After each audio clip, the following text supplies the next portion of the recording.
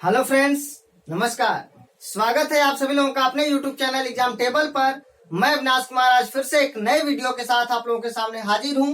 दोस्तों, आज मैं आप लोगों को इस वीडियो में यूपी पीसीएस स्पेशल में आधुनिक भारत का इतिहास का दूसरा पार्ट लेकर आया हूं। दोस्तों, बहुत ही महत्वपूर्ण टॉपिक है। यहाँ से प्रश्न निश्चित रूप से पूछे जाते हैं। तो आइए दोस्तों, बिना देर के हुए हम लोग वीडियो शुरू करते हैं। दोस्तों, 1901 में कांग्रेस का कलकत्ता में अधिवेशन हुआ था, जिसकी अध्यक्षता दिनसा वाचा ने की थी। और इस अधिवेशन में गांधी जी पहली बार भाग लिए थे। क्वेश्चन पूछा जाता है कि कांग्रेस के किस अधिवेशन में गांधी जी ने पहली बार भाग लिए थे। तो कांग्रेस के 1901 में कलकत्ता अधिवेशन में दिनसा वाचा की अध्यक्षता में गांधी जी ने पहली बार भाग लिया था। उसके बाद दोस्तों 1905 में कांग्रेस का बनारस में वाराणसी में अधिवेशन हुआ, जिसकी अध्यक्षता गोपाल कृष्ण गोखले अर्थात जी के गोखले ने की थी। दोस्तों, गोपाल कृष्ण गोखले उदारवादी नेता थे और गोपाल कृष्ण गोखले ने सर्वेंट्स ऑफ इंडिया सोसाइटी की भी स्थापना की थी। और दोस्तों, गोपाल कृष्ण गोखले गांधी जी के राजनीतिक गुरु थे। ध्यान रखिएगा, गांधी जी के राजनीतिक गुरु गोपाल कृष्ण गोखले थे और गोखले के राजनीतिक गुरु महादेव रानाडे थे। सुभाष चंद्र बोस के राजनीतिक गुरु सीआर दास थे। लाला लाजपत राय के राजनीतिक गुरु मेजनी थे। बाल गंगाधर तिलक के राजनीतिक गुरु शिशिर कुमार घोष थे और आध्यात्मिक गुरु विवेकानंद थे। तो दोस्तों, एक बात और ध्यान रखिएगा, 1905 के बनारस अधिवेशन में गोपाल कृष्ण गोखले की अध्यक्षता में वंदे मातरम को राष्ट्रीय गीत का दर्जा प्रदान किया गया था। वंदे मातरम को बंकिम चंद्र चटर्जी ने लिखा है। वंदे मातरम आनंद मठ से लिया गया है। आनंद मठ का संबंध सन्यासी विद्रोह से है। आनंद मठ को बंगाल की बाइबिल के नाम से जाना जाता है और आनंद मठ एक उपन्यास है जिसे बंकिम चंद्र चटर्जी ने लिखा है। उसके बाद दोस्तों 1906 में कांग्रेस का कलकत्ता में अधिवेशन हुआ, जिसकी अध्यक्षता दादा भाई नौरोजी ने की थी। दादा भाई नौरोजी कांग्रेस के 3 बार अध्यक्ष रहे। 1886 में कांग्रेस के कलकत्ता अधिवेशन अर्थात कांग्रेस के दूसरे अधिवेशन की अध्यक्षता दादा भाई नौरोजी ने की थी 1886 में। उसके बाद 1893 में कांग्रेस का लाहौर में अधिवेशन हुआ, जिसकी अध्यक्षता दादा भाई नौरोजी ने की थी। और उसके बाद तीसरी बार 1906 में कांग्रेस का कलकत्ता में अधिवेशन हुआ, जिसकी अध्यक्षता दादा भाई नौरोजी ने की थी। और कांग्रेस के मंच से पहली बार स्वराज शब्द का प्रयोग किया गया 1906 में कांग्रेस के कलकत्ता अधिवेशन में दादा भाई नौरोजी के द्वारा। तो क्वेश्चन पूछा जाता है कि कांग्रेस के मंच से स्वराज शब्द का प्रयोग सर्वप्रथम किसने किया था। तो दादा भाई नौरोजी ने किया था। या कांग्रेस के मंच से स्वराज शब्द का प्रयोग पहली बार कब किया गया। तो 1906 के कांग्रेस के कलकत्ता अधिवेशन में दादा भाई नौरोजी की अध्यक्षता में। दोस्तों, एक बात और ध्यान रखिएगा, क्वेश्चन पूछा जाता है कि 1904 से लगातार स्वशासन पर बल देने का कार्य कौन कर रहे थे। तो दादा भाई नौरोजी कर रहे थे। दादा भाई नौरोजी 1904 से ही स्वशासन पर बल दे रहे थे। और 1905 के बनारस अधिवेशन गोपाल कृष्ण गोखले की अध्यक्षता में इस पर चर्चा हुआ स्वराज पर। उसके बाद 1906 के कांग्रेस के कलकत्ता अधिवेशन में दादा भाई नौरोजी की अध्यक्षता में कांग्रेस के मंच से स्वराज शब्द का प्रयोग किया गया। उसके बाद दोस्तों, आप लोगों को यह भी पता होगा, दादा भाई नौरोजी को grand old man of India, Bharat के वयोवृद्ध नेता, भारत के वयोवृद्ध पुरुष के नाम से जाना जाता है। और दादा भाई नौरोजी ड्रेन थियरी का सिद्धांत दिए थे। भारत में धन के निष्कासन का सिद्धांत दिए थे दादा भाई नौरोजी ने। उसके बाद दोस्तों 1907 में कांग्रेस का सूरत में अधिवेशन हुआ, जिसकी अध्यक्षता आरबी घोष किए थे अर्थात दोस्तों रास बिहारी घोष। ध्यान रखिएगा, रास बिहारी बोस नहीं, रास बिहारी घोष, आरबी घोष। और इस सूरत अधिवेशन को ही सूरत फाड़ के नाम से जाना जाता है। क्वेश्चन पूछा जाता है कि सूरत फाड़ अधिवेशन कब हुआ था। तो 1907 में हुआ था। और 1907 में कांग्रेस दो भागों में विभक्त हो गया, गरम दल और नरम दल, अर्थात उदारवादी और अनुदारवादी। दोस्तों तो ध्यान रखिएगा, अतिवादियों और उदारवादियों के बीच जो है कांग्रेस विभक्त हो गया दो भागों में। कब? 1907 में सूरत अधिवेशन में। उसके बाद दोस्तों 1912 एक अधिवेशन याद रख लीजिएगा, 1912 में कांग्रेस का बांकीपुर में अधिवेशन हुआ था, बांकीपुर बिहार में, जिसकी अध्यक्षता मुधोलकर ने की थी। और 1912 के कांग्रेस के बांकीपुर अधिवेशन में मुधोलकर की अध्यक्षता में एवो ह्यूम को कांग्रेस का पिता घोषित किया गया। तो ध्यान रखिएगा, 1912 में कांग्रेस का पिता घोषित किया गया एवो ह्यूम को। उसके बाद दोस्तों 1915 में कांग्रेस का मुंबई में अधिवेशन हुआ था, जिसकी अध्यक्षता प्रसन्न कुमार सिन्हा ने किया था। और यह इंपॉर्टेंट इसलिए है दोस्तों कि इसी अधिवेशन में किसी प्रांत का गवर्नर पहली बार भाग लिया था, अर्थात इस 1915 में वेलिंगटन बंबई प्रांत का गवर्नर था जो पहली बार किसी अधिवेशन में भाग लिया था, किसी गवर्नर ने। तो ध्यान रखिएगा, क्वेश्चन पूछा जाता है कि भारतीय राष्ट्रीय कांग्रेस के किस अधिवेशन में किसी प्रांत के गवर्नर द्वारा भाग लिया गया? तो 1915 के कांग्रेस के बंबई अधिवेशन, जिसकी अध्यक्षता प्रसन्न कुमार सिन्हा ने किया था और वेलिंगटन ने भाग लिया था। उसके बाद दोस्तों 1916 में लखनऊ में कांग्रेस का अधिवेशन हुआ, जिसकी अध्यक्षता एसी मजूमदार अर्थात अंबिका चरण मजूमदार ने किया था। दोस्तों बहुत ही महत्वपूर्ण है, ध्यान रखिएगा, इसी अधिवेशन में गरम दल और नरम दल के बीच समझौता हुआ। और यह गरम दल और नरम दल के बीच, उदारवादियों और उग्रवादियों के बीच समझौता कराने में बाल गंगाधर तिलक और एनी बेसेंट ने महत्वपूर्ण भूमिका निभाई थी, बीजी तिलक और एनी बेसेंट। उसके बाद दोस्तों 1916 के लखनऊ अधिवेशन में ही मुस्लिम लीग और कांग्रेस के बीच समझौता हुआ। और यह समझौता जो है कराने में बीजी तिलक अर्थात बाल गंगाधर तिलक और मोहम्मद अली जिन्ना की महत्वपूर्ण भूमिका रही। उसके बाद दोस्तों चंपारण, बिहार के चंपारण के किसानों के नेता राजकुमार शुक्ल ने गांधी जी से मुलाकात की थी।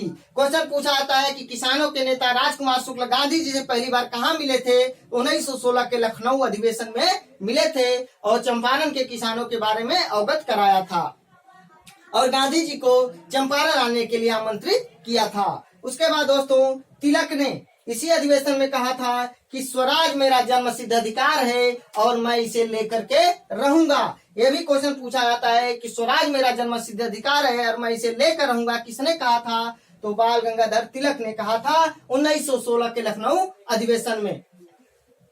उसके बाद दोस्तों 1916 का अधिवेशन हुआ कलकत्ता में, जिसकी अध्यक्षता एनी बेसेंट ने की थी। और इम्पोर्टेंट बात यह है कि प्रथम महिला कांग्रेस अध्यक्ष बनने वाली महिला हैं एनी बेसेंट। तो क्वेश्चन पूछा जाएगा कि भारतीय राष्ट्रीय कांग्रेस की प्रथम महिला कांग्रेस अध्यक्ष कौन थी? तो एनी बेसेंट। और प्रथम भारतीय महिला कांग्रेस अध्यक्ष सरोजनी नायडू 1925 में कानपुर अधिवेशन की अध्यक्षता की थी, आगे बताएंगे।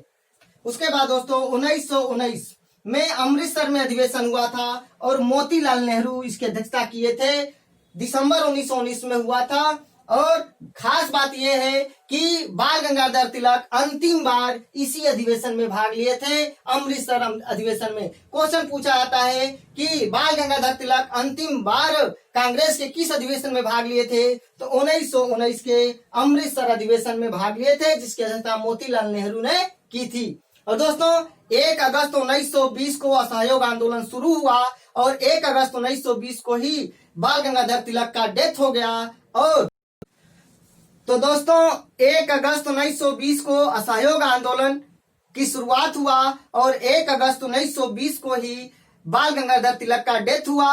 और गांधी जी के साथ शौकत अली और सैफुद्दीन किचलू ने बाल गंगाधर तिलक की अर्थी को उठाया था और हसरत मोहानी ने शोक गीत गाया था। क्वेश्चन पूछा जाता है दोस्तों कि महात्मा गांधी जी के साथ बाल गंगाधर तिलक की अर्थी को किसने उठाया था? तो किस मुस्लिम नेता ने उठाया था? तो शौकत अली और सैफुद्दीन किचलू ने उठाया था और साथ ही साथ हसरत मोहानी ने शोक गीत गाया था। अब दोस्तों 1920 में कांग्रेस का कलकत्ता में अधिवेशन हुआ था। सितंबर 1920 में कांग्रेस का कलकत्ता में अधिवेशन हुआ था, जिसकी अध्यक्षता लाला लाजपत राय ने की थी। और इसी अधिवेशन में असहयोग आंदोलन का प्रस्ताव गांधी जी के द्वारा पेश किया गया था, लेकिन सी.आर. दास ने विरोध किया, इसलिए पारित नहीं हो सका। तो ध्यान रखिएगा, क्वेश्चन पूछा जाता है कि कांग्रेस के किस अधिवेशन में असहयोग आंदोलन के प्रस्ताव को पेश किया गया था जो पारित नहीं हो सका। तो 1920 सितंबर 1920 में कांग्रेस का विशेष अधिवेशन हुआ, जिसकी अध्यक्षता लाला लाजपत राय ने की थी। और असहयोग आंदोलन के प्रस्ताव को गांधी जी ने पेश किया, लेकिन सी.आर. दास ने विरोध किया और साथ ही साथ लाला लाजपत राय ने भी विरोध किया था, ध्यान रखिएगा। उसके बाद दोस्तों दिसंबर 1920 में नागपुर में अधिवेशन हुआ सी.वी. राघवाचारी की अध्यक्षता में, और इस अधिवेशन में असहयोग आंदोलन के प्रस्ताव को पारित कर दिया गया और इसका समर्थन किया या इसका असहयोग आंदोलन को प्रस्तावित किया था सी.आर. दास ने। तो ध्यान रखिएगा, क्वेश्चन पूछा जाता है कि असहयोग आंदोलन के प्रस्ताव का विरोध किसने किया, तो सी.आर. दास और लाला लाजपत राय। और असहयोग आंदोलन के प्रस्ताव को किसने प्रस्तावित किया, तो दूसरे वाले जो 1920 का नागपुर का अधिवेशन हुआ, उसमें जो है सी.आर. दास के द्वारा इसका समर्थन किया गया, अर्थात इसको प्रस्तावित किया गया। तो दोस्तों ध्यान रखिएगा, 1920 का नागपुर अधिवेशन सी राघवाचारी, और इसमें असहयोग आंदोलन का प्रस्ताव पारित हो गया। और इम्पोर्टेंट बात कि 1 वर्ष के भीतर स्वराज की प्राप्ति का लक्ष्य रखा गया असहयोग आंदोलन का। दूसरी बात कि भारतीय रियासतों के लिए नीति घोषित किया गया है 1920 के नागपुर अधिवेशन में। और अगली बात है इंपॉर्टेंट कि भाषाई आधार पर प्रांतीय कांग्रेस समितियों का गठन किया गया था। तो ध्यान रखिएगा, 1920 के नागपुर अधिवेशन की महत्वपूर्ण बातें हैं कि भाषाई आधार पर प्रांतीय कांग्रेस समितियों का गठन किया गया और भारतीय रियासतों के लिए नीति घोषित किया गया। कांग्रेस की सदस्यता शुल्क 4 आना कर दिया गया, जिससे गरीब से गरीब लोग भी जुड़ सके। और उसके बाद असहयोग आंदोलन का प्रस्ताव भी पारित किया गया 1920 के नागपुर अधिवेशन में, जिसकी अध्यक्षता सी.वी. राघवाचारी ने की थी। और असहयोग आंदोलन के प्रस्ताव को प्रस्तावित किया था सी.आर. दास ने। उसके बाद दोस्तों 1921 में अहमदाबाद में अधिवेशन हुआ, जिसकी अध्यक्षता हकीम अजमल खान ने की थी। दोस्तों ध्यान रखिएगा, 1921 में अहमदाबाद में कांग्रेस का अधिवेशन हुआ था, जिसका अध्यक्ष सी.आर. दास को नामित किया गया था, लेकिन सी.आर. दास के जेल में होने के कारण अध्यक्षता हकीम अजमल खान ने की थी। और हसरत मोहानी ने, इंपॉर्टेंट बात है, हसरत मोहानी ने स्वराज को सभी प्रकार के विदेशी नियंत्रण से मुक्त संपूर्ण स्वराज को परिभाषित करने की बात किया था। तो क्वेश्चन पूछा जाता है कि निम्नलिखित में से किसने स्वराज को सभी प्रकार के विदेशी नियंत्रण से मुक्त संपूर्ण स्वराज को परिभाषित करने की बात किया था या प्रस्तावित किया था, तो हसरत मोहानी ने। उसके बाद दोस्तों 1922 में गया में अधिवेशन हुआ था, जिसकी अध्यक्षता सी.आर. दास ने की थी। 1923 में दिल्ली में कांग्रेस का विशेष अधिवेशन हुआ, जिसकी अध्यक्षता अबुल कलाम आजाद ने की थी। ये सबसे युवा कांग्रेस अध्यक्ष थे, मात्र 35 वर्ष की आयु में कांग्रेस के अध्यक्ष बने थे। उसके बाद दोस्तों 1924 में कांग्रेस का बेलगांव में अधिवेशन हुआ था कर्नाटक में, जिसकी अध्यक्षता गांधी जी ने की थी। अर्थात महात्मा गांधी जी ने मात्र एक बार कांग्रेस के अधिवेशन की अध्यक्षता की थी, 1924 में बेलगांव कांग्रेस। उसके बाद दोस्तों 1925 में कांग्रेस का कानपुर में अधिवेशन हुआ, जिसकी अध्यक्षता सरोजनी नायडू ने की थी। यह प्रथम भारतीय महिला कांग्रेस अध्यक्ष बनी। तो कांग्रेस के प्रथम महिला अध्यक्ष पूछेगा तो एनी बेसेंट, प्रथम भारतीय महिला कांग्रेस अध्यक्ष पूछेगा तो सरोजनी नायडू। और दोस्तों 1925 में कांग्रेस का कानपुर में अधिवेशन हुआ सरोजनी नायडू की अध्यक्षता में। जो ध्वज वंदना है, विजयी विश्व तिरंगा प्यारा झंडा ऊंचा रहे हमारा, श्यामलाल गुप्ता पार्षद द्वारा लिखा गया है। गणेश शंकर विद्यार्थी के कहने पर इसको पहली बार गाया गया था 1925 के कांग्रेस के कानपुर अधिवेशन में सरोजनी नायडू की अध्यक्षता में और पंडित जवाहरलाल नेहरू की उपस्थिति में। तो झंडा गान या ध्वज वंदना को किसने लिखा है? श्यामलाल गुप्ता पार्षद ने लिखा है। उसके बाद दोस्तों 1927 में मद्रास में अधिवेशन हुआ था। एम.आई. अंसारी ने इसकी अध्यक्षता की थी। महत्वपूर्ण बात बस यही है कि 1927 में मद्रास अधिवेशन की अध्यक्षता एम.आई. अंसारी ने की थी और पूर्ण स्वाधीनता की बात इसमें किया गया था। उसके बाद दोस्तों 1928 में कांग्रेस का कलकत्ता में अधिवेशन हुआ था, जिसकी अध्यक्षता मोतीलाल नेहरू ने किया था। और यह पहला अवसर था कि जब बाप के बाद बेटा अर्थात मोतीलाल नेहरू के बाद जवाहरलाल नेहरू कांग्रेस के अध्यक्ष बने थे। 1929 के लाहौर अधिवेशन दोस्तों 1929 में लाहौर में कांग्रेस का अधिवेशन हुआ था रावी नदी के तट पर और 31 दिसंबर 1929 को पहली बार तिरंगा झंडा फहराया गया था। क्वेश्चन पूछा जाता है कि पहली बार तिरंगा झंडा कब फहराया गया? 31 दिसंबर 1929 को कांग्रेस के लाहौर अधिवेशन में रावी नदी के तट पर, जिसकी अध्यक्षता पंडित जवाहरलाल नेहरू ने की थी। और इस अधिवेशन में पूर्ण स्वतंत्रता का लक्ष्य रखा गया। पूर्ण स्वतंत्रता का लक्ष्य रखा गया था। तो 1927 में पूर्ण स्वाधीनता की बात किया गया था, लेकिन 1929 के कांग्रेस के लाहौर अधिवेशन में पूर्ण स्वतंत्रता का लक्ष्य रखा गया, घोषित किया गया। और 2 जनवरी 1930 को घोषणा किया गया कि 26 जनवरी 1930 को पूरे देश में स्वाधीनता दिवस यानी स्वतंत्रता दिवस मनाया जाएगा। और दोस्तों 1929 के कांग्रेस के लाहौर अधिवेशन में ही कहा गया कि गोलमेज सम्मेलन से कोई लाभ नहीं है और स्वशासन का मतलब पूर्ण स्वतंत्रता और सविनय अवज्ञा आंदोलन शुरू करने के लिए प्रस्ताव पारित किया गया। यह भी क्वेश्चन पूछा जाता है कि सविनय अवज्ञा आंदोलन शुरू करने के लिए प्रस्ताव कब पारित किया गया था, कांग्रेस के किस अधिवेशन में पारित किया गया? तो कांग्रेस के 1929 के अधिवेशन में लाहौर अधिवेशन में हुआ था। तो दोस्तों अगर आप लोगों को मेरा वीडियो अच्छा लगे तो प्लीज दोस्तों लाइक कमेंट शेयर जरूर करना। इसी के साथ मिलते हैं नेक्स्ट वीडियो में। तब तक के लिए नमस्कार। जय हिंद, जय भारत।